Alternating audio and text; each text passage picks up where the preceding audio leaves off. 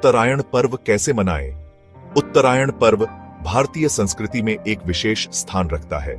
यह पर्व मकर संक्रांति के रूप में जाना जाता है और इस दिन स्नान, दान, जप, तप जैसे कर्मों का विशेष महत्व होता है। इस शुभ अवसर पर किए गए सत्कर्म न केवल जीवन में सकारात्मकता लाते हैं, बल्कि आध्यात्मिक उन्नति और स्वास्थ्य लाभ भी प्रदान करते हैं। आइए इस पर्व को सही तरीके से मनाने की विधि और इससे जुड़े विशेष लाभों को समझें। इस दिन स्नान, दान, जप, तप का प्रभाव ज्यादा होता है। उत्तरायण के एक दिन पूर्व रात को भोजन थोड़ा कम लेना। दूसरी बात, उत्तरायण के दिन पंचगव्य का पान पाप नाशक एवं विशेष पुण्यदायी माना गया है। त्वचा से लेकर अस्थि तक की बीमारियों की जड़ें पंचगव्य उखाड़ के फेंक देता है।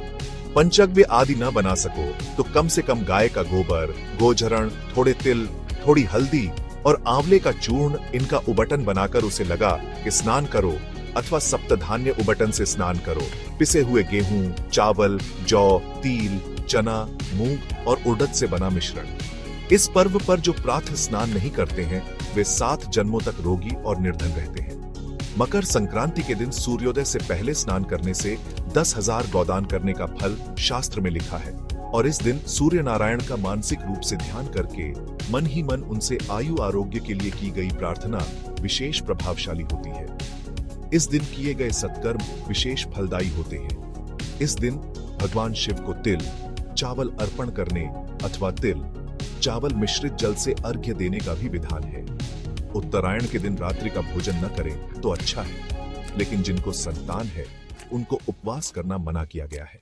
इस दिन जो 6 प्रकार से तिलों का उपयोग करता है वह इस लोक और परलोक में वांछित फल को पाता है। पहला, पानी में तिल डाल के स्नान करना।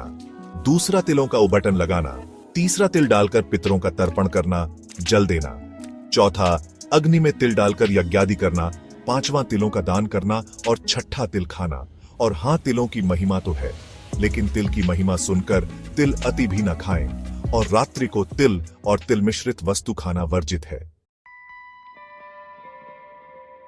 उत्तरायण पर्व के दिन सूर्य उपासना करें। ओम आदित्याय विद्महे भास्कराय धीमहि तन्नो भानु प्रचोदयात। इस सूर्य गायत्री के द्वारा सूर्य नारायण को अर्घ्य देना विशेष लाभकारी माना गया है। अथवा तो ओम सूर्याय नम, ओम रवैये नम करके भी अर्घ्य दे सकते हैं।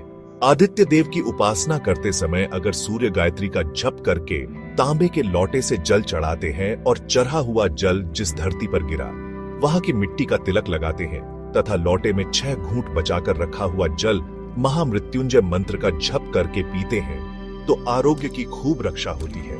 आचमन लेने से पहले उच्चारण करना होता है, अकाल मृत्यु हरणम सर्व व्याधि विनाशनम सूर्यपादोदकम तीर्थ जठरे धारयाम्यहम। अकाल मृत्यु को हरने वाले सूर्य नारायण के चरणों का जल मैं अपने जठर में धारण करता हूँ। जठर भीतर के सभी रोगों को और सूर्य की कृपा बाहर के शत्रुओं, विघ्नों, अकाल मृत्यु आदि को हरे। उत्तरायण पर्व न केवल धार्मिक और आध्यात्मिक दृष्टिकोण से महत्वपूर्ण है, बल्कि यह स्वास्थ्य और पर्यावरण संतुलन का भी प्रतीक है। सूर्य उपासना, तिल और पंचगव्य का उपयोग और दान जैसे सत्कर्म इस दिन को और भी शुभ बनाते हैं। इस पर्व को सही तरीके से मनाकर हम शारीरिक, मानसिक और आध्यात्मिक लाभ प्राप्त कर सकते हैं। आइए इस पर्व पर शुभ कर्मों को अपनाएं और अपने जीवन में सुख, शांति और समृद्धि लाएं।